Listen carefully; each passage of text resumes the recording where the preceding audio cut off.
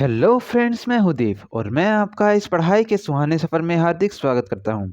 तो पिछले वीडियो में हमने बीपीएससीटी 131 का सेक्शन 2.4 पढ़ा था। अब हम इसका सेक्शन 2.5 पढ़ने जा रहे हैं, तो बिना किसी देरी के स्टार्ट करते हैं। Section 2.5 summary. इसमें हम जो समरी पढ़ेंगे अब, तो समरी में सबसे पहले हमारा आता है कॉन्सेप्ट एंड डिस्क्रिप्शन। कॉन्सेप्ट में हमारा सबसे पहले जो हमने कॉन्सेप्ट पढ़ा था वो था हमारा 2D कार्टेशियन कंपोनेंट का कॉन्सेप्ट ऑफ वेक्टर्स का। तो 2D कार्टेशियन कंपोनेंट्स में हमने वेक्टर्स को 2 डायमेंशन में पढ़ा था कि उसके कंपोनेंट क्या क्या होंगे। Any vector A in a 2 dimension space with tail at the point x1 and x2, इस पॉइंट पे अगर उसकी टेल है, and head at the point x2 and y2 can be represented in terms of x and y component as this. तो ये बोल रहा है कि अगर कोई भी 2 डायमेंशन स्पेस में अगर हम किसी कंपोनेंट को, उसकी कंपोनेंट की टेल को इस पॉइंट से इस पॉइंट से हम दिखाते हैं और जो उसके हेड को इस पॉइंट से दिखाते हैं, तो उसका जो वेक्टर होगा वो उसको हम टोटल वेक्टर को इस तरीके से इस इक्वेशन से हम दिखा सकते हैं।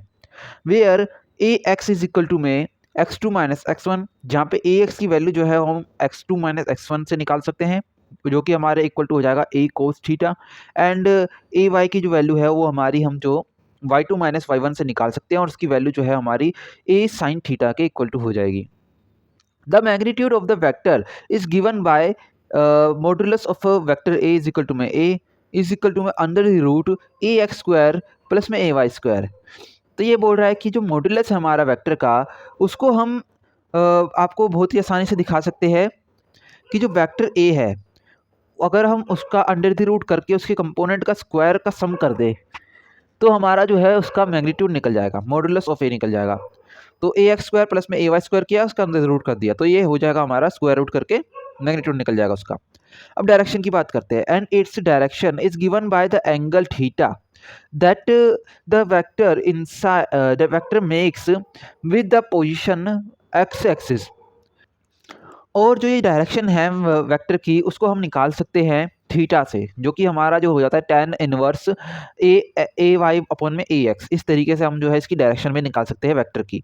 अब इसके बाद में हम जो है हमने पढ़ा था कि 3D कार्टेशियन कंपोनेंट वेक्टर्स का क्या होगा। 3D 2D में पढ़ा, 3D में, तो 3D में हमने देखा any vector A is a 3 dimensional space with tail at the point this point and head at the point of this can be represented in the terms of the X Y Z components. तो इसको जो है हम x Y Z components के रूप में represent कर सकते हैं। तो वेक्टर को इस तरीके से हम रिप्रेजेंट कर देंगे। Vector A is equal to में a x i cap plus में ए y j cap a z k cap. यहाँ पे आई जे के, तो आप पता ही है कि ये हमारे एक्स एक्सिस वाई एक्सिस और जेड एक्सिस को रिप्रेजेंट करते हैं। वेयर ए एक्स की वैल्यू जब हमें निकालनी होगी तो हम निकाल सकते हैं x2 माइनस x1 करके। इसी तरीके से वाई ए वाई की वैल्यू भी निकाल सकते हैं y2 माइनस y1 करके, और ए जेड की भी वैल्यू निकाल सकते हैं हम z2 माइनस z1 करके।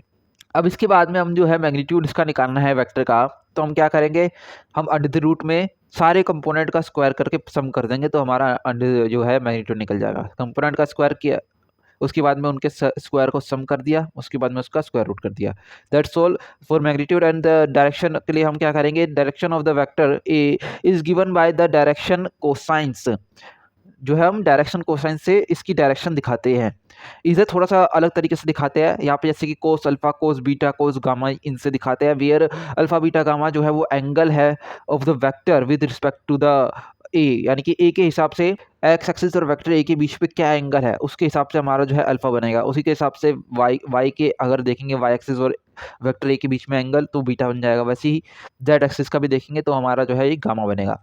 तो ए एक्स जो है वो इक्वल टू हो जाएगा, आप ये नोट करेंगे, ए एक्स की वैल्यू एक तो हमने निकाल रखी थी कि x2 माइनस x1 करके। ए एक्स की वैल्यू और क्या हो सकती है, ये हो सकती है हमारा vector A dot I cap. Dot product से भी निकाल सकते हैं हम, किसी भी यूनिट वेक्टर से अगर डॉट प्रोडक्ट करेंगे तो उसका कंपोनेंट निकल जाता है। तो vector A dot I cap is equal to में हो जाता है हमारा ए कोस अल्फा। इसी तरीके से हमारा अगर ए वाई का निकालेंगे तो ए वाई भी इसी तरीके से होगा हमारा vector A dot J cap is equal to में ए कोस बीटा, और ए जेड का भी ऐसी होगा, ए जेड इज इक्वल टू में वेक्टर ए डॉट के कैप इज इक्वल टू में ए कोस गामा।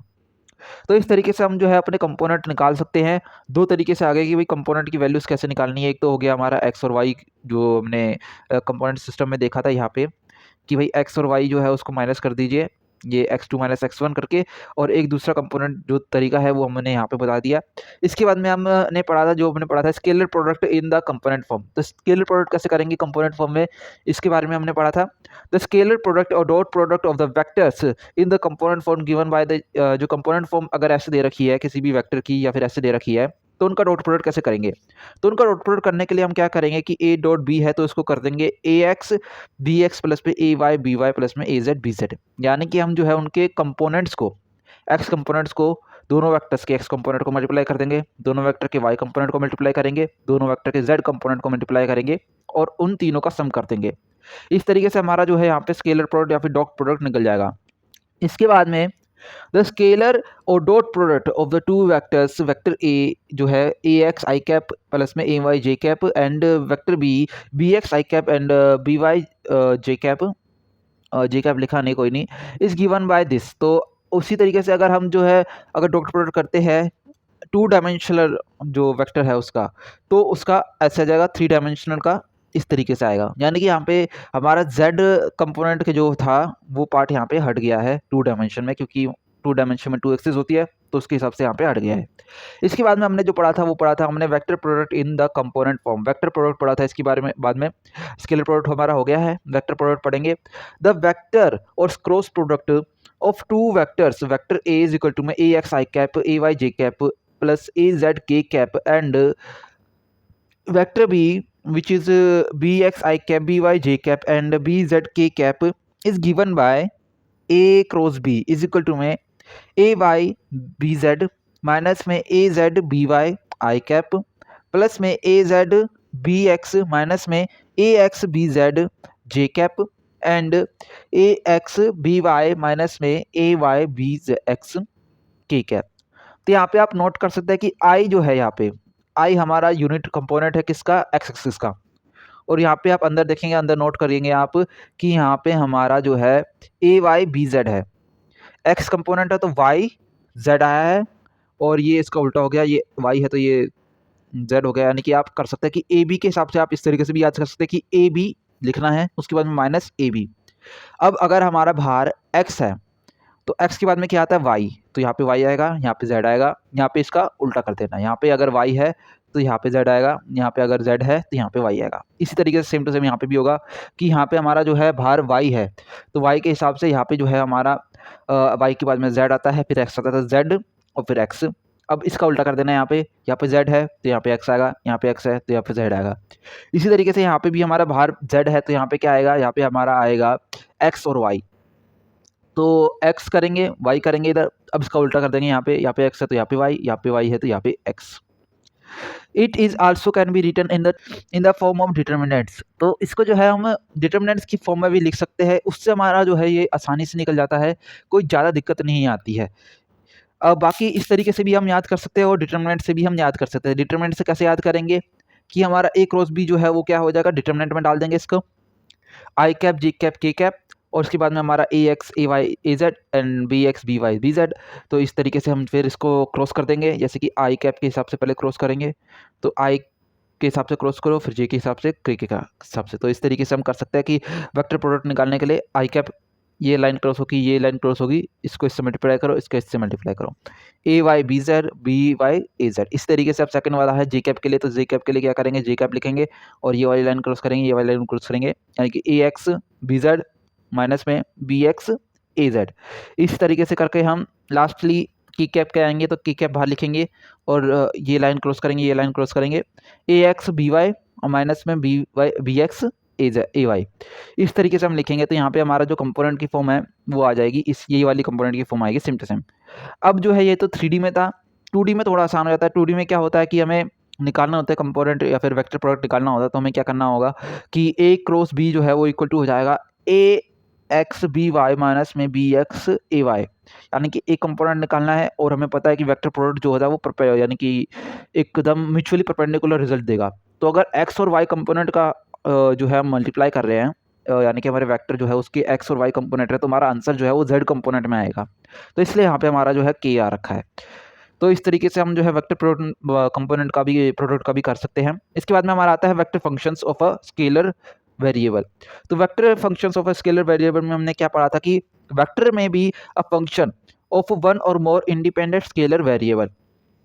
तो वेक्टर जो है वो हमारा एक फंक्शन हो सकता है एक या एक से ज़्यादा इंडिपेंडेंट स्केलर वेरिएबल्स का। In the Cartesian coordinate system, a vector function at is a single variable can be expressed in its component form as this। तो ये बोल रहा है कि एक वेक्टर फंक्शन जो है यहाँ पे कार्टेशियन कोऑर्डिनेट सिस्टम में अगर वो एक सिंगल वेरिएबल का है तो उसको हम जो है इस तरीके से उसके कंपोनेंट फॉर्म में लिख सकते हैं। किस तरीके से कि हमारा जो है vector function A is equal to में हो गया function T I cap function G J cap, यानी कि 2 डायमेंशन है तो इस तरीके से लिख देंगे। अगर 3 डायमेंशन है तो ये फंक्शन जो है बढ़ जाएंगे। एफ टी हो जाएगा i cap, g t j cap and h t k cap, इस तरीके से आ जाएगा।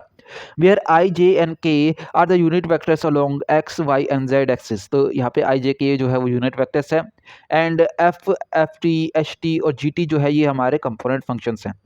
कंपोनेंट फंक्शंस का भी हमारा जो है टर्म्स आ गई यहाँ पे। और जो हमारा है ये वेक्टर फंक्शंस था। तो वेक्टर फंक्शन हमारा क्या क्या हो गया? वेक्टर फंक्शन हमारा हो गया है जो हमारा ए है, ए टी हमारा वेक्टर फंक्शन है। और यहाँ पे हमारा जो है एफ टी ये हमारे कंपोनेंट फंक्शन है। और ये फंक्शन किस वेरिएबल का? सिंगल वेरिएबल का। जैसे हमने पढ़ा कि वेरिएबल का एक इंडिपेंडेंट वेरिएबल का ये स्केलर वेरिएबल का ये फंक्शन है, वो जो इंडिपेंडेंट वेरिएबल है वो हमारा टी है। अब इसके बाद में हमने जो पढ़ा था कि derivative of the vector functions of a single variable. तो डेरिवेटिव क्या होगा उसका? तो derivative of single variable vector function vector A T with respect to time T found bye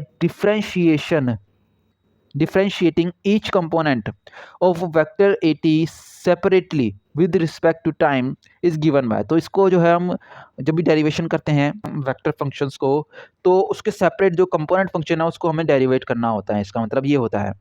तो अगर हमें डेरिवेट करना है वेक्टर फंक्शन ए टी को तो हम क्या करेंगे? उसके एक्स कंपोनेंट फंक्शन को डेरिवेट कर देंगे, यानी कि डी एफ टी अपॉन में डी टी प्लस में d g f d g t upon में d f and d h t upon में डी टी। इसके बाद में हमारा जो है कंपोनेंट के साइड में ही आई cap j cap k cap आ जाएगा। इस तरीके से हम जो है यहाँ पे इसका डेरिवेट कर सकते हैं 3D कंपोनेंट के लिए। और अगर 2D है तो ये जो के कैप है ये वाला हमारा कंपोनेंट हट जाता है। इसके बाद में हमारा जो हमने पढ़ा था कि derivative of the product of vector function. तो अगर वेक्टर फंक्शन प्रोडक्ट में है या फिर किसी भी कंपोनेंट फॉर्म में है तो उसका डेरिवेशन कैसे करेंगे? तो derivatives of the product of a scalar और vector functions scalar s and vector function ft and the scalar and vector product of the vector functions vector at and bt are given by। तो 3 condition है vector का अगर product में है तो उसका derivative करने के लिए। सबसे पहली कंडीशन ये है कि जो प्रोडक्ट हो रहा है वो एक स्केलर और वेक्टर फंक्शन के बीच में हो रहा है। अगर एक प्रोडक्ट जो है वो स्केलर और वेक्टर फंक्शन के बीच में हो रहा है तो उसको इस तरीके से डेरिवेट करेंगे। ये हमने पहले भी पढ़ रखा है। ये तो एक तरीके से कॉमन सा डेरिवेशन का ये है कि फर्स्ट कंपोनेंट को पहले डेरिवेट कर देते हैं, सेकंड कंपोनेंट जो है एज इट इज़ प्लस में सेकंड कंपोनेंट को डेरिवेट कर देते हैं first component as it is. इस तरीके से हम जो करते हैं सेम टू सेम इसी तरीके से यहाँ पे भी है। बट यहाँ पे क्या आ रहा है कि हमारा डेरिवेट कर रहे हैं तो यहाँ पे डॉट प्रोडक्ट का डॉट प्रोडक्ट है, यानी कि इसको जब सोल्व करेंगे तो हम डॉट प्रोडक्ट के हिसाब से ही सोल्व करेंगे इसको, और इसको भी हम डॉट प्रोडक्ट के हिसाब से सोल्व करेंगे।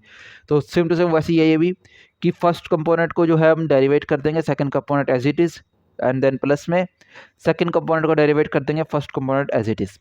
इसी तरीके से यहाँ पे भी ऐसी है कि फर्स्ट कंपोनेंट को डेरिवेट करेंगे पहले, फिर सेकंड कंपोनेंट जो है हमारा एज इट इज़ आ जाएगा, फिर हम जो है सेकंड कंपोनेंट को डेरिवेट कर देंगे यहाँ पे और फिर फर्स्ट कंपोनेंट जो है हमारा एज इट इज़ आ जाएगा। यहाँ पे भी हमें ध्यान रखना कि डॉट प्रोडक्ट है तो डॉट प्रोडक्ट ये पूरा यानी कि D A by D T dot B इसको हम डॉट प्रोडक्ट करेंगे और D A by D T cross B इसको हम क्रॉस प्रोडक्ट करेंगे इसके दोनों कंपोनेंट को। तो यहाँ पे हमारा जो है सेक्शन 2.5 खत्म होता है। इसके बाद में हमारा आता है सेक्शन 2.6 टर्मिनल क्वेश्चंस, जो कि हम नेक्स्ट क्लास में पढ़ेंगे। तो आज के लिए इतना ही। अगर आपको कोई डाउट हो तो आप उसको कमेंट सेक्शन में लिख सकते हैं ताकि एक डिस्कशन स्टार्ट हो सके, और जो भी डाउट ज़्यादा पूछा जाएगा मैं उसके ऊपर वीडियो भी बनाऊंगा। So put your doubts in the comment section below and I am looking forward to studying with you again. So see you in the next video. Bye bye.